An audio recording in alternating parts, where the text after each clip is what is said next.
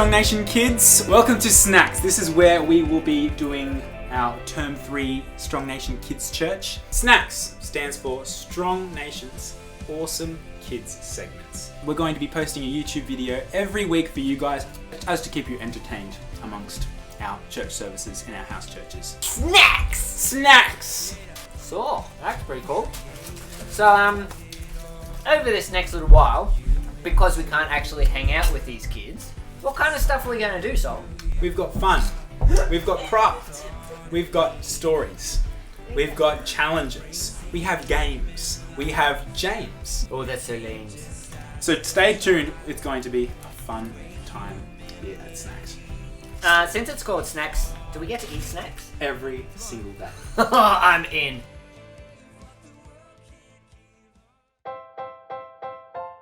Alright, in this tutorial we will teach you guys how to make a loop-de-loop aeroplane. Step 1, we take our paper, we fold it in half in the middle, making sure that the two top corners are exactly aligned. Because if you don't get them exactly aligned, then your paper aeroplane will go everywhere except for what you want it to. So make sure that this crease down the bottom is nice and firmly put down. I like to use my fingernail to do that. Then we open it back up. We take one corner, fold it down to the middle, crease that across, making sure you use your fingernail technique. Second corner, come back in, make a little dodgy two-story house. Boom. Then here comes the trick. We take this, we fold it over itself, so the roof is caved in. We then fold that across. We take the corners that we've just created, come down and fold that in to about 2/3 of the way down. So you've got 1/3 here, 2/3 there. Crease that. Do the same on the far side. Crease it down. Crease it down. Then we take this little tab here, we fold it back up on itself, and this holds the whole front end in when we flip it over. Then we're going to get this, flip it upside down, turn it around. You can see now this is holding these flaps in. We will take this, and we want this edge here to be straight along this edge down here. Okay. So we'll fold that in, across, flip it over and do the same. Now, this is very important, guys, because these two wings, they need to match very closely along the back. If they do not, it will not fly straight.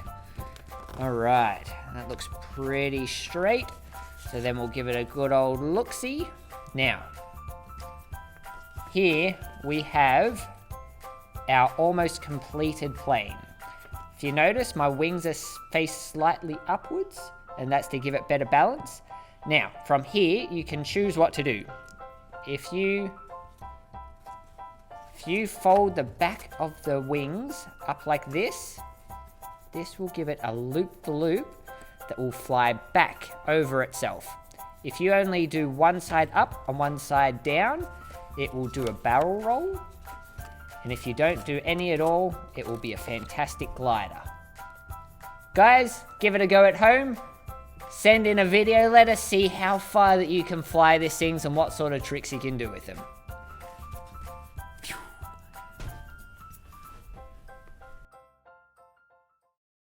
So, Sol. Mike. While I was looking through the kids' church area, I stumbled across something. Do you remember Mr. Nosy Parker? Mr. Nosy Parker. MNP himself. MNP. Oh, mate, I remember him showing up in my dirty laundry when I was 12. I found him. In my dirty laundry from when I was 12? Yes, he stinks. You really should look into that. Well, let's go have a look. Mr. Nosy Parker, what's up?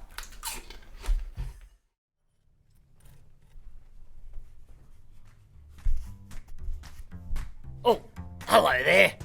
Oh, probably been a little while since I've seen all you guys. Well, I just want to say hi.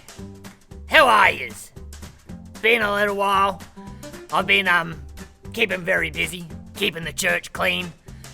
But I'll tell you what, these last couple of months, I haven't heard boo. No kids have been around the building. So I figured that I'd find out what was going on. So I had a word with Pastor Rick, and he said that we might have to teach the kids at home.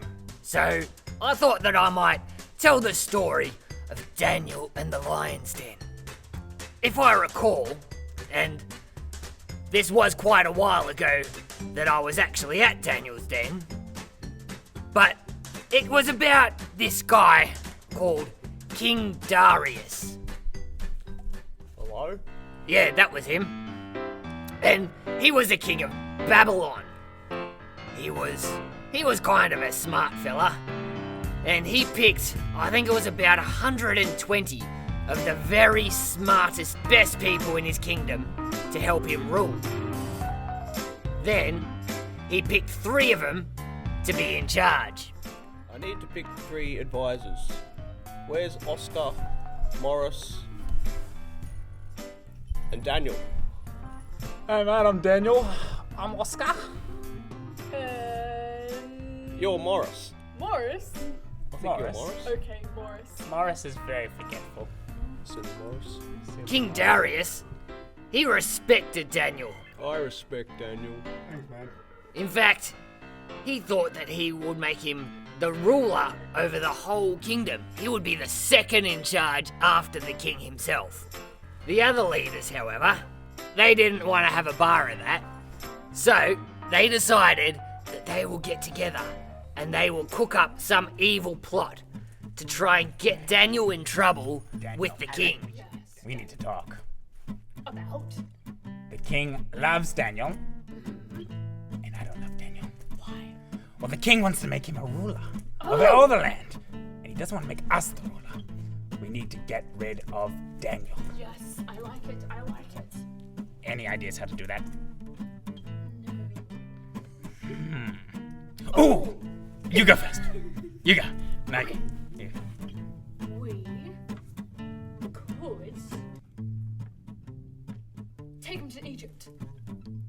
No, Ah, no, too far. that's very far. We could play a prank on the king and blame it on Daniel, and then the king will be like, "What? No way!" And then, yeah, he wouldn't like Daniel anymore. Yes, wait. Yes, what? No. Maybe not. They had all sorts of schemes, but in the end, no matter how many of these different schemes they tried, the leaders couldn't find anything wrong about Daniel. Daniel, he was true to the king in everything that he did. Also, he was a clever fella, and always did everything the very best that he could.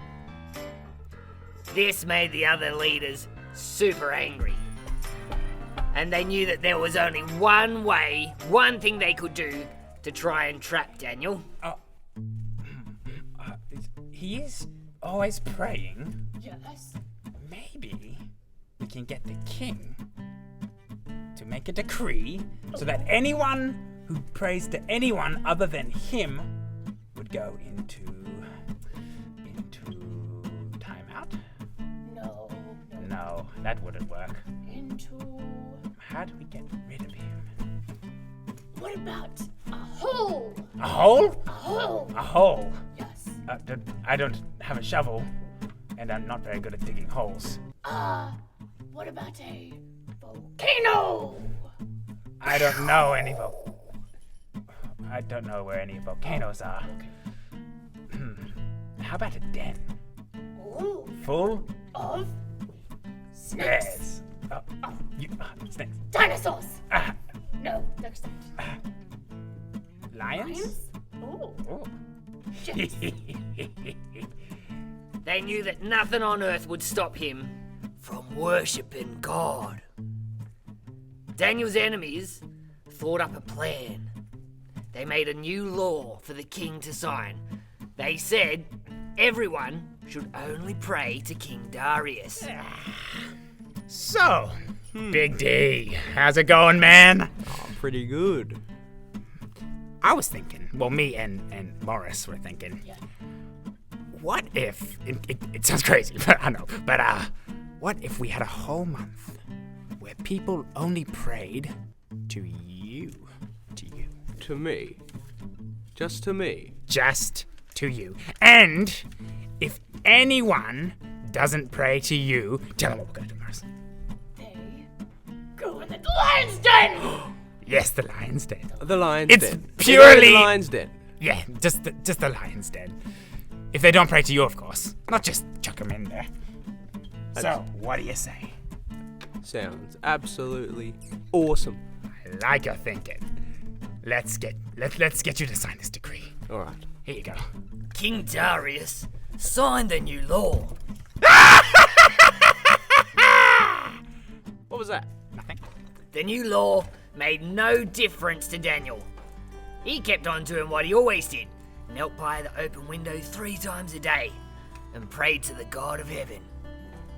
The jealous leaders rushed to tell the king that he had no choice but to arrest Daniel. The law had to be obeyed. King. What is it? We saw Daniel praying. Praying to me? Yes, no, to a different god, his own god. He was praying. You must do the law. Oh, biscuits. So, Daniel was sentenced to die by being put into a den of lions. King Darius said to him, "Your God, whom you serve continually, he will deliver you." The king didn't sleep that night. Very early the next morning, he rushed into the lion's pit. King Darius shouted out, "Servant of the living God, has your God, whom you serve continually, been able to deliver you from the lions?" Maybe he didn't expect an answer, but Daniel replied. Daniel called out, "Oh, King, my God has sent his angel and shut the lions' mouths so that they have not hurt me. And also, O King, I have done you no wrong." King Darius was delighted. He ordered Daniel to be lifted up out of the pit. The king knew God had delivered Daniel, and that Daniel's enemies were God's enemies. He gave a command, and all those who tricked him into signing the bad law were thrown into the lion's den. King Darius wanted the world to know that the God of heaven had protected his faithful servant Daniel. The king wrote a letter that commanded everybody to worship the living God, and the king restored Daniel to honor and leadership. The end. Has anyone got a glass of water? So, Daniel. I know, right? Crazy story. I never thought of it that way. They really did something with those puppets there. They certainly did something with those puppets. Not sure exactly what that was, but I learned something. What did you learn, Mike? I learned that they threw up an idea of a volcano. Yeah, Instead I of... did remember reading that in the Bible. Yeah, that was a new one for me. Yeah, definitely. Did add a dimension of authenticity to the whole tapestry that is Daniel in the Lion's Den. Definitely. My favourite character was Morris, the guy who didn't remember he was Morris. I think we should probably get Pastor Adam White to come and check these things. But in all seriousness, I think there's a lot to learn from the great story of Daniel. There is. One of them being faithfulness to God. Oh, for sure. Even though Daniel couldn't pray to God, he still did it to the point where he got thrown to a lion's den. And to know that God is faithful. Hmm. I mean, can you imagine being Daniel in that lion's den, being Yep. thrown down with a bunch of hungry lions and some tigers, and to have faith that God would send an angel to protect him? That's pretty awesome. Pretty good. Well, that is one heck of a snack. And remember, guys, don't forget to send in a video of you making and throwing your paper aeroplanes. I reckon that you can throw them further than what I did. How far you reckon you could throw one, Sol? Oh, probably about 3. You reckon you could do a trick? I reckon you could do a triple loop-to-loop backflip and bike. If I knew what any of those words meant, I would 100% be able to do it. Have faith. Have faith. just like Daniel. That's all for us. Tune in next week for our next video of snacks for some more appetite quenching snacks. Awesome.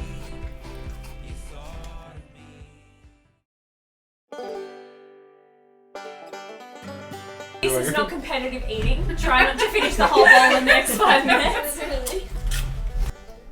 Daniel. But Daniel replied. Daniel. Oi! Quiet in the stalls. And send them in to kids@strongnation.church. Email it to kids. Send them in to kids@strongnation.church.com. No. kids@strongnation.church.